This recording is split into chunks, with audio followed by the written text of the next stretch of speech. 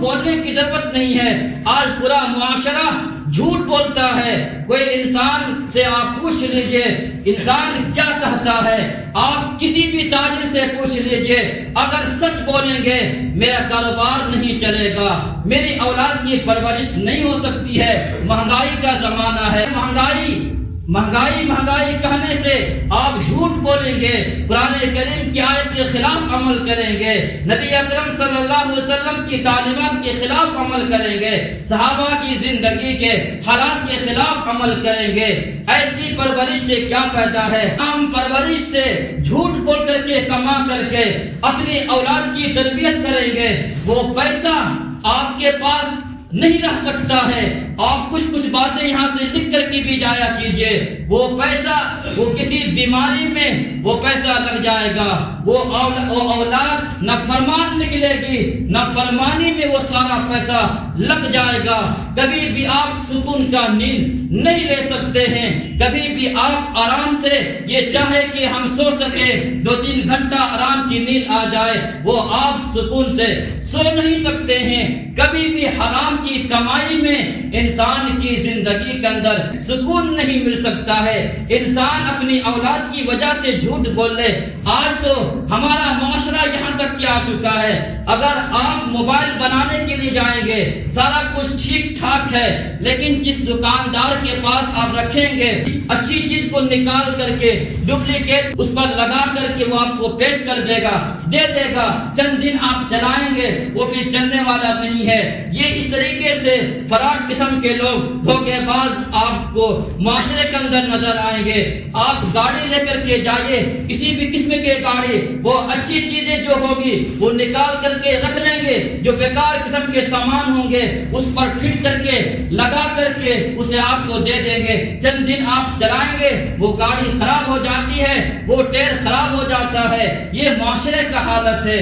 کوئی بھی انسان آج صحیح سلامت میں سچ بولنے والا نظر آ جائے, دھوکہ دینے والا نہ ہو, فریبی نہ ہو, مکار نہ ہو, نہیں ملتا ہے. معاشرہ کے اندر تلاش کرنے سے بھی نہیں ملتا ہے. تو قرآن کریم کی آیت میں جو تعلیم دی گئی ہے الصادقین, سچ بولنے والا, سچ بولنے والے کی اللہ نے تعریف بیان فرمائی ہے. ہم اور آپ چاہتے ہیں کہ ہماری زندگی کے اندر امن ہو, سکون ہو, اور ہم جو ہے یہاں بھی خوشحالی کے ساتھ زندگی بسر کریں, آخرت میں بھی ہمارا نام روشن ہو, ہم پر امن کے ساتھ جنت میں جانے والے بن جائے, جہنم سے جو ہے بچنے والے بن جائے. تو آپ کو ان آیات کے اوپر عمل کرنا پڑے گا, ان احادیث کے اوپر, ان تعلیمات کے اوپر عمل کرنا پڑے گا. الصادقین, سچ بولنے والے کی ضرورت ہے. الحمدللہ نحمده ونستعینه ونستغفره ونؤمن به ونتوکل علیہ ونعوذ باللہ من شرور انفسنا ومن سیئات اعمالنا من يهده الله فلا مضل له ومن يضلل فلا هادي له ونشهد أن لا إله إلا الله وحده لا شريك له ونشهد أن سيدنا وسندنا وحبيبنا ومولانا محمدا عبده ورسوله. فأعوذ بالله من الشيطان الرجيم. بسم الله الرحمن الرحيم. الصابرين والصادقين والقانتين والمنفقين والمستغفرين بالأسحار. قال النبي صلى الله عليه وسلم كفى بالمرء إثما أن يحدث بكل ما سمع, أو كما قال النبي صلى الله عليه وسلم. اللهم صل على محمد وعلى آل محمد كما صليت على إبراهيم وعلى آل إبراهيم إنك حميد مجيد. اللهم بارك على محمد وعلى آل محمد كما باركت على إبراهيم وعلى آل إبراهيم إنك حميد مجيد. عزیزان گرامی قدر, معزز مکرم سامعین, اللہ رب العالمین کا لاکھ لاکھ شکر ہے کہ پروردگار عالم نے ایک بہترین کتاب قرآن کریم ہم سب کو دیا عطا فرمایا ہے۔ قرآن کریم کی ہدایات پر اگر انسان عمل کر لے تو انسان کی زندگی کامیابی سے گزر سکتی ہے۔ اگر انسان قرآن کے اصولوں پر عمل کر لے، قرآن کے قوانین پر عمل کر لے تو اس کے لیے ہر مسئلے کا حل مل سکتا ہے۔ آج قرآن کریم سے 5 باتیں آپ کے سامنے رکھیں گے۔ وہ 5 باتیں وہ ہے کہ جسے ہر انسان کو اپنانا اور اس پر عمل کرنا ضروری ہے۔ اگر انسان دعویٰ کرے مسلمان ہونے کا اور اللہ کے نیک بندے ہونے کا دعویٰ کرے اور نبی اکرم صلی اللہ علیہ وسلم کے امتی میں ہونے کو اپنے آپ کو فخر محسوس کرے تو اس کے لیے ان 5 باتوں پر عمل کرنا ضروری ہے۔ وہ 5 باتیں آپ کے سامنے رکھیں گے۔ آپ اس نیت کے ساتھ بیٹھے کہ انشاءاللہ ان 5 باتوں پر عمل کریں گے۔ سب سے پہلی بات جو اللہ تعالیٰ نے ایک مومن کو اور ایک مسلمان ہونے کے حیثیت سے فرمایا، وہ سب سے پہلا جملہ، سب سے پہلا لفظ ہے الصابرین۔ صابرین کے معنی ہے صبر کرنے والا۔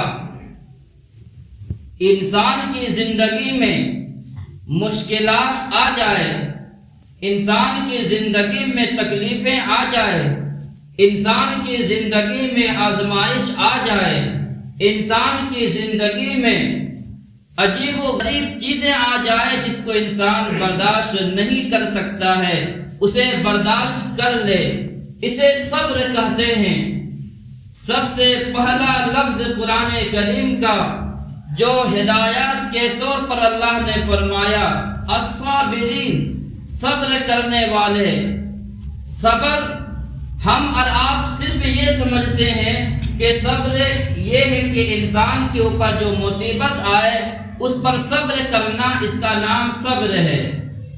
یہ بھی صبر ہے، لیکن قرآن و حدیث میں جہاں پر بھی لفظ صبر آیا ہے، قرآن کریم کے بے شمار آیات وہ ہے جہاں پر صبر کا لفظ آیا ہے۔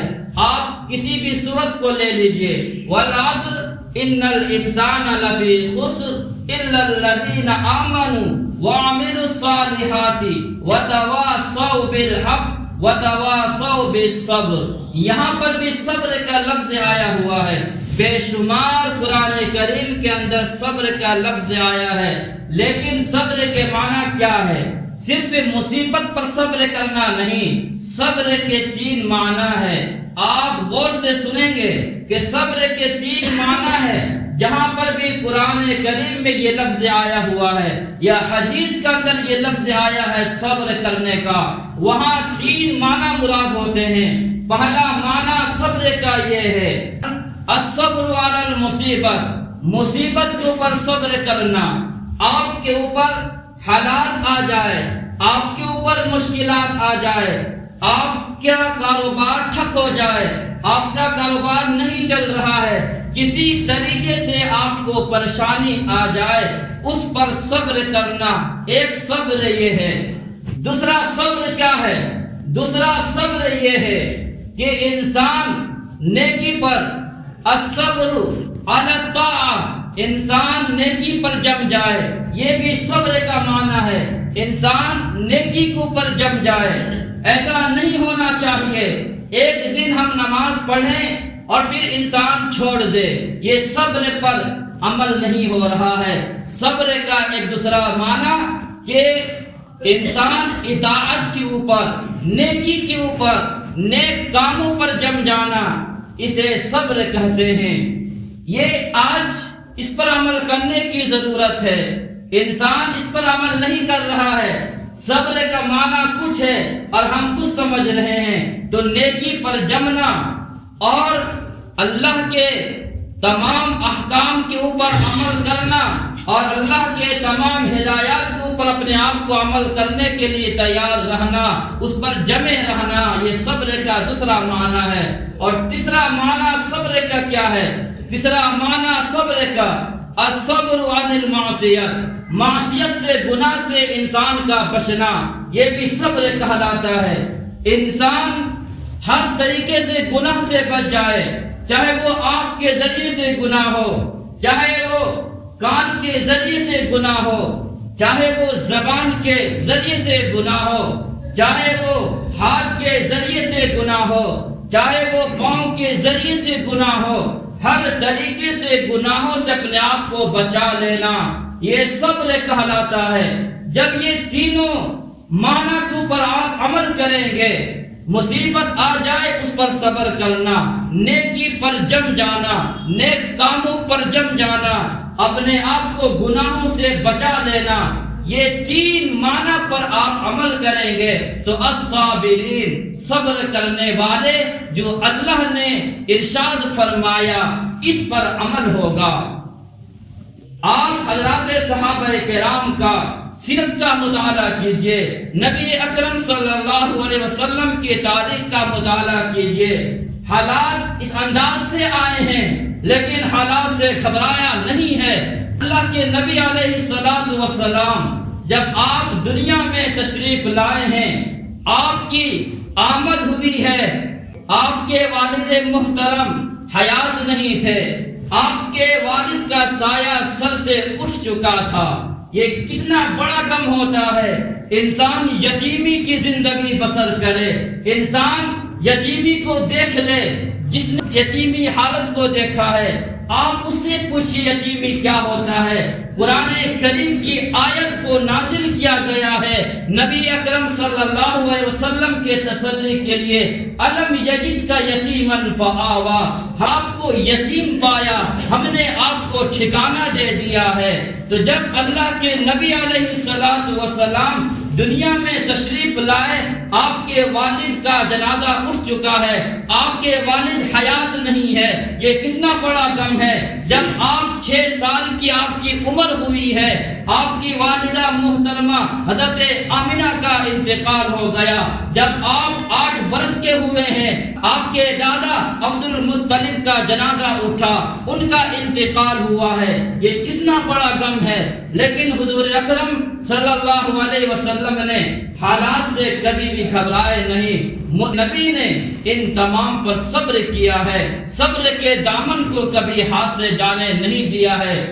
اس سے بھی آگے بڑھیے، اللہ کے نبی علیہ الصلوۃ والسلام کی زندگی میں آپ کی 3 صاحبزادیاں، 3 بیٹیوں کا انتقال ہوا ہے۔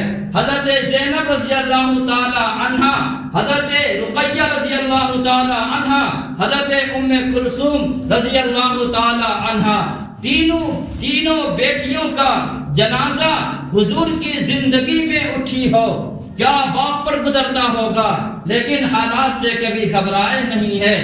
پھر اللہ کے نبی علیہ الصلوۃ والسلام کی حیات طیبہ میں آپ کے 3 بیٹے کا جنازہ اٹھا، 3 بیٹوں کی شہادت ہوتی ہے، 3 بیٹے دنیا کو چھوڑ کر چلے جاتے ہیں، حضرت قاسم، حضرت ابراہیم اور حضرت عبداللہ، یہ 3 بیٹے کا انتقال ہوا۔ حضور اکرم صلی اللہ علیہ وسلم کی حیات طیبہ میں 3 بیٹے کا دنیا سے چلے گئے ہیں، حضور حیات سے ہیں، حضور موجود ہے، کتنا بڑا صدمہ ہوا ہوگا، کتنی بڑی آزمائشیں آئی ہوئی ہے، لیکن حضور نے کبھی بھی صبر کے دامن کو اپنے ہاتھ سے جانے نہیں دیا۔ امت کو تعلیم دی ہے، امت کو سبق دیا ہے، امت کو درس دیا ہے، امت کو پیغام دیا ہے۔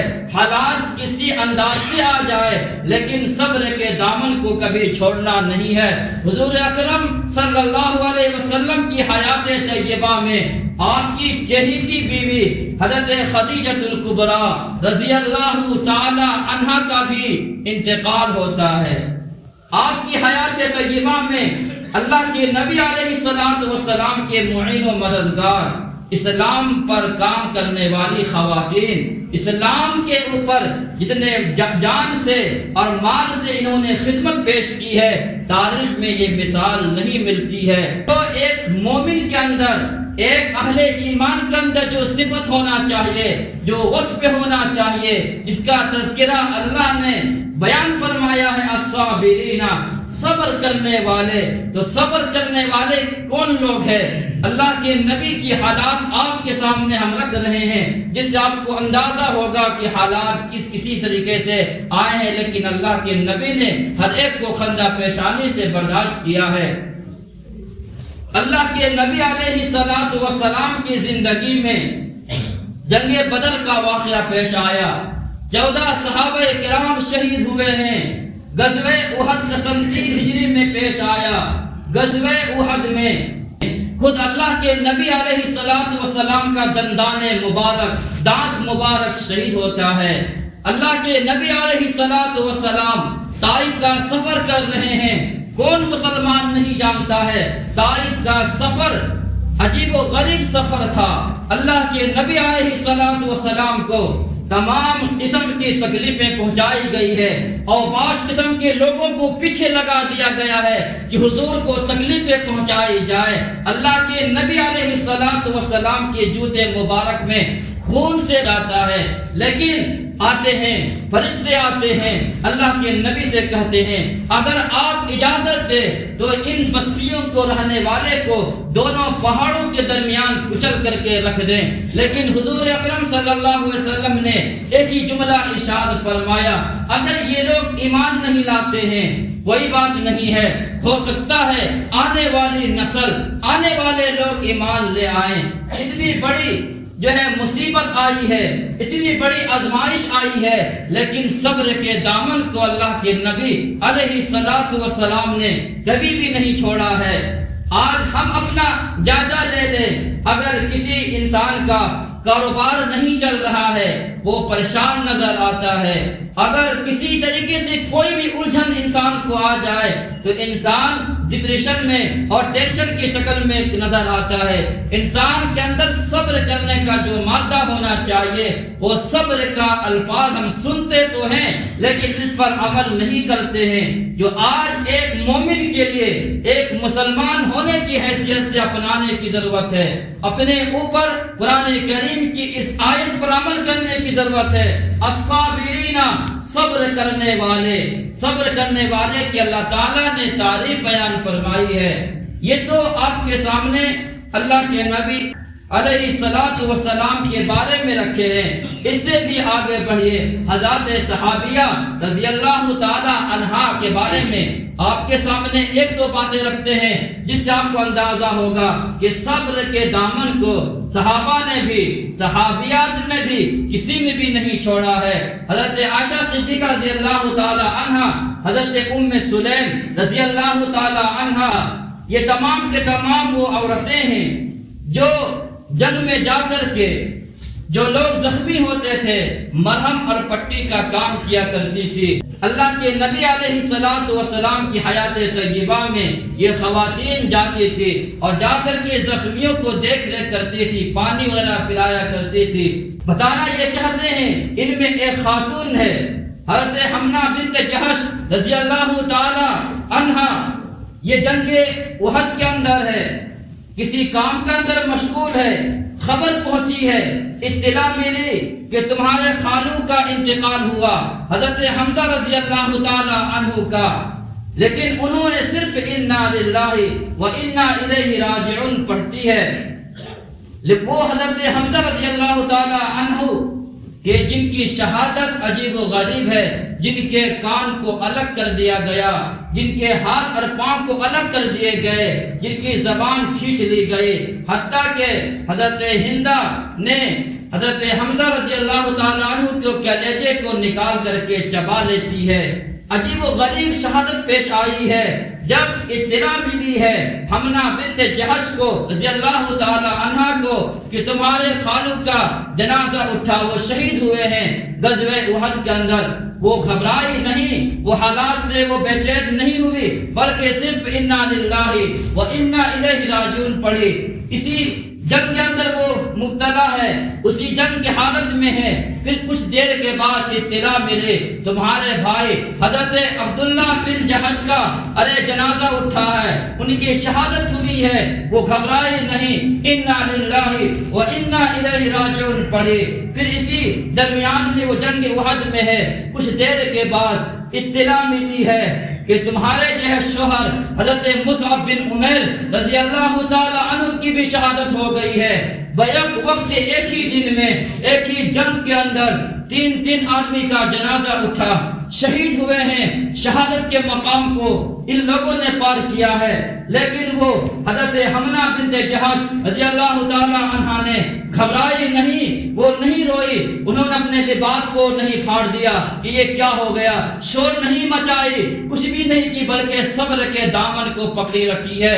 یہ ہمیں اور آپ کو یہ تاریخ سے معلوم ہوتا ہے کہ ان لوگوں کے اوپر حالات کس انداز سے پیش آئے ہیں، لیکن کبھی بھی اپنے اوپر سے صبر کے دامن کو نہیں چھوڑا ہے۔ حضرت عائشہ صدیقہ رضی اللہ تعالی عنہ اسی غزوہ احد کے بارے میں فرماتی ہے، یہ ساری چیزیں کتابوں کے اندر، تاریخ کی کتابوں میں لکھی ہوئی ہے، آپ مطالعہ کیجئے تو معلوم ہوگا۔ حضرت عائشہ صدیقہ رضی اللہ تعالی عنہ فرماتی ہے، میں کیا دیکھتی ہوں، ایک خاتون ہے، اونٹ پر سوار ہو کر کے آ رہی ہے، اور اس کے اونٹ میں کوئی چیز ہے وہ جو دائیں طرف لٹک رہی ہے، کوئی چیز بائیں طرف لٹک رہی ہے، سامنے آتی ہے۔ سامنے آنے کے بعد حضرت عائشہ فرماتی ہے، میں نے سلام کیا، سلام کرنے کے بعد میں نے دیکھا کہ وہ حضرت عمرو بن جموح رضی اللہ تعالی عنہ کی بیوی ہے۔ فرمایا یہ کیا چیز لٹک رہی ہے دائیں طرف اور بائیں طرف؟ فرمایا یہ دائیں طرف میرے شوہر حضرت عمرو بن جموح کا جنازہ ہے، ادھر میرے بھائی حضرت عبداللہ کا جنازہ ہے، ادھر میرے جو ہے بیٹا خلاق کا جنازہ ہے۔ بیک وقت تین آدمی، شوہر کا بھی انتقال ہوا، بھائی کا بھی انتقال ہوا، اور پھر بیٹے کا خلاق کا بھی انتقال ہوا، لیکن وہ خاتون کبھی بھی گھبرائی نہیں، صبر کے دامن کو کبھی نہیں چھوڑی، انہوں نے صرف انا للہ و انا الیہ راجعون پڑھتی ہے۔ لیکن جب یہ بات سامنے آئی ہے، انسان کی آنکھوں میں آنسو آ ہی جاتا ہے، کتنا بھی صبر کر لے، لیکن صبر کے باوجود بھی اگر خود بخود انسان کے آنکھیں برسنا شروع کر دے، آنکھوں سے آنسو جاری ہو جائے، اس پر کوئی مواخذہ نہیں ہے۔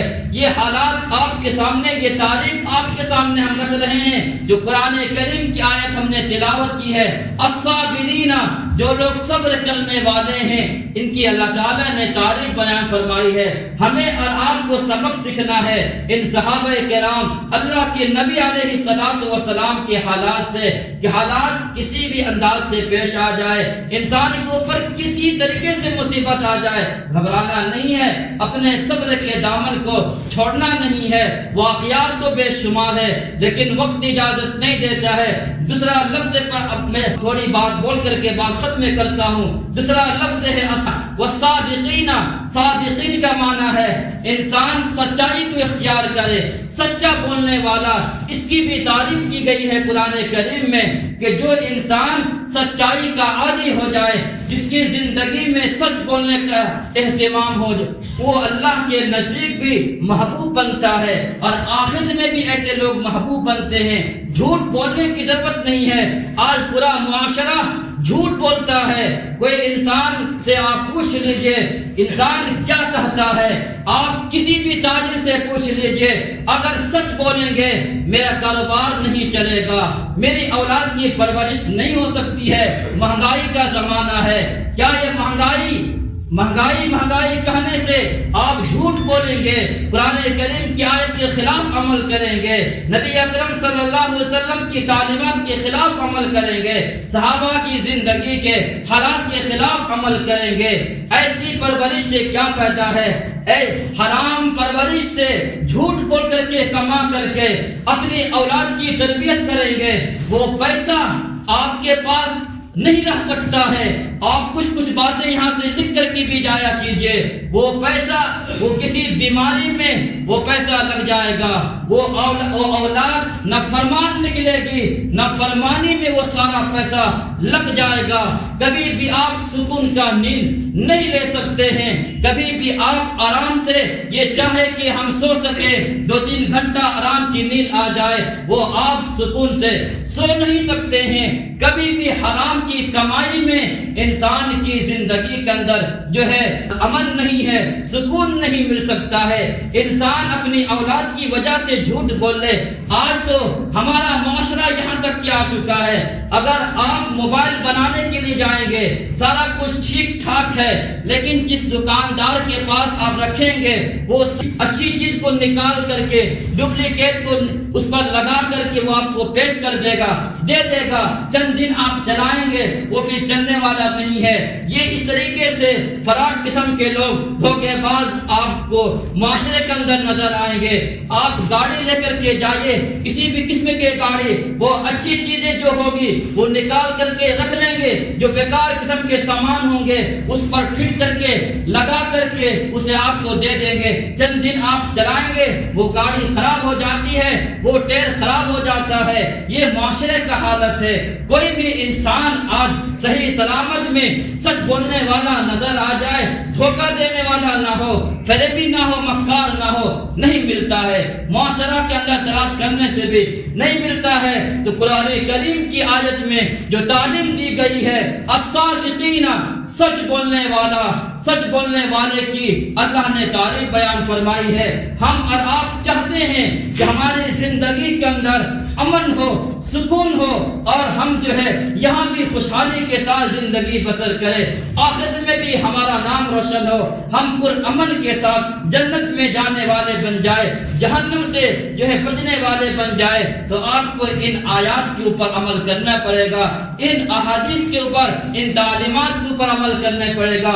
الصادقین, سچ بولنے والے کی ضرورت ہے. تیسرا لفظ جو قرآن کریم میں ہے والمنفقین, خرچ کرنے والا, خرچ کرنے والے کی بھی اللہ تعالیٰ نے تعریف بیان فرمائی ہے. خرچ کرنے کے لیے اللہ کے راستے میں خرچ کرنا, کسی غریبوں کے اوپر خرچ کرنا, کسی مسکینوں کے اوپر خرچ کرنا. واقعات ہم آپ کو سنا چکے ہوں گے, بات یاد ہے یا یاد نہیں ہے آپ کو, لیکن خرچ کرنے سے بعض دفعہ لا علاج بیماری کا حل صدقے کے اندر ہے. خرچ کرنے کے اوپر اللہ تعالیٰ نے رکھا ہے. ایک واقعہ پھر بھی آپ کو سنا دیتا ہوں. حضرت عبداللہ بن مبارک رحمت اللہ علیہ بہت بڑے عالم گزرے ہیں, محدث گزرے ہیں, بزرگ گزرے ہیں. کوئی بھی حدیث کی کتاب ہو یا جہاں بھی مدارس اسلامیہ ہو جہاں پڑھائے جاتے ہوں وہاں ان کا نام نہ لیا جاتا ہو, ایسا نہیں ہے. صبح سے لے کر شام تک حضرت عبداللہ بن مبارک رحمت اللہ علیہ کا نام سننے کو آپ کو ملے گا. یہ وہ عظیم شخصیت ہے. ان کے پاس ایک شخص آیا, آ کر کے شکایت کی, ایک عرصہ گزر گیا ہے, ایک زمانہ گزر گیا ہے, میں نے بہت سارے ڈاکٹروں کو دکھلایا, حکیموں کو دکھلایا, علاج بھی کرایا ہے, میرے پاؤں میں جو گھٹنا ہے, گھٹنا سے پیپ بہتی ہے, خون نکلتا ہے, زخم جو ہے زخم دکھائی دیتا ہے, وہ ٹھیک ہونے کے لیے تیار نہیں ہے. میں نے سارا کچھ کیا ہے لیکن گھٹنے کے اندر جو خون بہتا ہے, آخر کوئی علاج بتا دیجئے, کوئی دعا کر دیجئے, کوئی تعویذ دے دیجئے, کوئی وظیفہ بتا دیجئے. حضرت عبداللہ بن مبارک رحمت اللہ علیہ کی بات کر رہا, توجہ سے سنیے گا. عبداللہ بن مبارک رحمت اللہ علیہ نے فرمایا کہ ٹھیک ہے میں تمہارے لیے دعا کروں گا, لیکن ایک کام میں تمہیں بتاتا ہوں کہ جہاں پر, جس محلے میں, جس جگہ پر, جس گاؤں میں پانی کی ضرورت ہو وہاں تم پانی مفت میں پہنچا دو. رب العالمین تمہارے گھٹنے سے بہنے والی پیپ, بہنے والا خون اور یہ زخم کو ٹھیک کر دے گا. کہا ٹھیک ہے آپ کی بات مان لیتے ہیں. انہوں نے, وہ شخص نے وہاں پر جہاں پر پانی کی ضرورت تھی, یہ کوئی آپ کو افسانہ نہیں سنا رہا ہوں, کوئی قصہ کہانی نہیں, تاریخ کی بات سنا رہا ہوں. انہوں نے جا کر کے جس گاؤں میں, جس محلے میں پانی کی ضرورت تھی پانی کو پہنچایا. جو ہی پانی مفت میں لوگوں کو بانٹنا شروع کیا، تقسیم کرنا شروع کیا، ادھر ان کا گھٹنے کا درد اور یہ خون وغیرہ جو ایک زمانے سے جو ٹھیک نہیں ہو رہا تھا وہ ٹھیک ہو گیا ہے۔ تو میں نے بارہا آپ کو کہا ہے، لا علاج بیماریوں کا حل بہت دفعہ وہ آپ کا خیرات کرنے سے، اللہ کے راستے میں دینے سے، خرچ کرنے سے اس کا علاج بھی ملتا ہے۔ اللہ کی راہ سے مراد مساجد بھی ہے، مدارس بھی ہے، تمام وہ لوگ ہیں جو مستحق ہے، غریب ہے، بیوہ ہے، یتیم ہے۔ سردیوں کا زمانہ چل رہا ہے، ہمیں اور آپ کو ہرمی کا لباس چاہیے۔ کبھی ہم نے سوچا میرے پڑوس میں، میرے آس پاس بسنے والے، چاہے وہ اپنا ہو یا پرایا ہو، مسلمان کی بات نہیں، مسلمان ہو، غیر مسلم ہو، عیسائی ہو، سکھ ہو، کوئی بھی ہو، ان کو کس چیز کی ضرورت ہے؟ ان کے پاس گرم سامان ہے یا نہیں ہے؟ اوڑھنے کے لیے ان کے پاس کمبل ہے یا نہیں ہے؟ بچھانے کے لیے گدے کا انتظام ہے یا نہیں ہے؟ سویٹر کا انتظام ہے یا نہیں ہے؟ کبھی ہم نے غور کیا ہے؟ صرف اپنی لائف، اپنی زندگی انسان جی لے، اس کا نام زندگی نہیں ہے۔ آپ سے گزارش یہ ہوگی کہ ہم اور آپ دیکھ لے اپنے معاشرے کے اندر، گاؤں کے اندر، آپ تمام جہاں جہاں سے بھی آئے ہوئے ہیں، تمام سے گزارش یہ ہوگی کہ آپ کے آس پڑوس میں جن لوگوں کی ضرورت ہے سردی کے دنوں میں، جن کے پاس اوڑھنے کے لیے کوئی چیز نہیں ہے، چھپانے کے لیے کوئی چیز نہیں ہے، پہننے کے لیے کوئی چیز نہیں ہے، آپ اس کا حتی الامکان امداد کیجئے، مدد کیجئے۔ انشاءاللہ اللہ تعالیٰ اس کی برکت سے آپ کے وہ تمام مسائل حل ہو جائیں گے انشاءاللہ، کہ جس کو آپ ہمیشہ چاہتے ہیں کہ وہ تمام مسائل آپ کے حل ہو جائیں۔ اس لیے اس پر عمل کرنے کی ضرورت ہے۔ تو قرآن کریم میں تیسرا لفظ جو ہمیں اور آپ کو تعلیم دی گئی ہے، پیغام دیا گیا ہے، وہ ہے والمنفقین، اللہ کے راستے میں یعنی خرچ کرنے والے۔ اللہ رب العالمین نے ان کی تعریف بیان فرمائی ہے۔ دو لفظ اور رہ گیا ہے لیکن وقت نہیں ہے، چوتھا لفظ کی بھی مختصر الفاظ سن کر کے بات ختم کر دیتا ہوں۔ چوتھا لفظ اللہ تعالیٰ نے فرمایا والمسحرین بالاسحار، کہ چوتھا آدمی وہ ہے جو صبح کے وقت، سحری کے وقت نماز پڑھتے ہیں۔ مراد تہجد کے وقت ہے، تہجد کی نماز پڑھتے ہیں، اس کی بھی بہت تعریف کی گئی ہے۔ انسان اگر اس سردی کے دنوں میں جس انسان کی فجر کی نماز چھٹ رہی ہے وہ قیامت کی صبح تک نمازی نہیں بن سکتا ہے۔ سردی کے دنوں میں فجر کی نماز اگر آپ کی جماعت کے ساتھ نہیں ہو رہی ہے، کبھی بھی آپ جماعت کے ساتھ نماز نہیں پڑھ سکتے ہیں۔ ایسا کیوں آپ نے بولا؟ میں اس لیے کہہ رہا ہوں کہ رات لمبی ہوتی ہے اور جو ہے فجر کی نماز آپ دیکھ لیجئے 5:30 بجے، پھر اس کے بعد یعنی 5:45 بجے تک، 6 بجے تک جماعت جاتی ہے فجر کی۔ ادھر رات بھی لمبی ہو رہی ہے، ادھر انسان کی نیند آرام سے پوری ہو جائے گی، پھر بھی انسان فجر کی نماز جماعت کے ساتھ نہ پڑھے تو اپنے اوپر ماتم کرے، وویلا کرے کہ مجھ سے کیا ہو رہا ہے۔ اس لیے سردی کے دنوں میں اللہ تعالیٰ تو ہمیں تہجد کی بات فرمائی ہے کہ انسان کو تہجد پڑھنا چاہیے۔ تہجد کے بارے میں کسی اور دن آپ کو بتائیں گے کتنے فوائد ہے اور تہجد پڑھنے والے کی زندگی میں کیا کچھ ملتا ہے۔ اللہ رب العالمین عمل کی توفیق عطا فرمائے۔ قولوا قولی ھذا واستغفر اللہ وآخر دعوانا الحمد للہ۔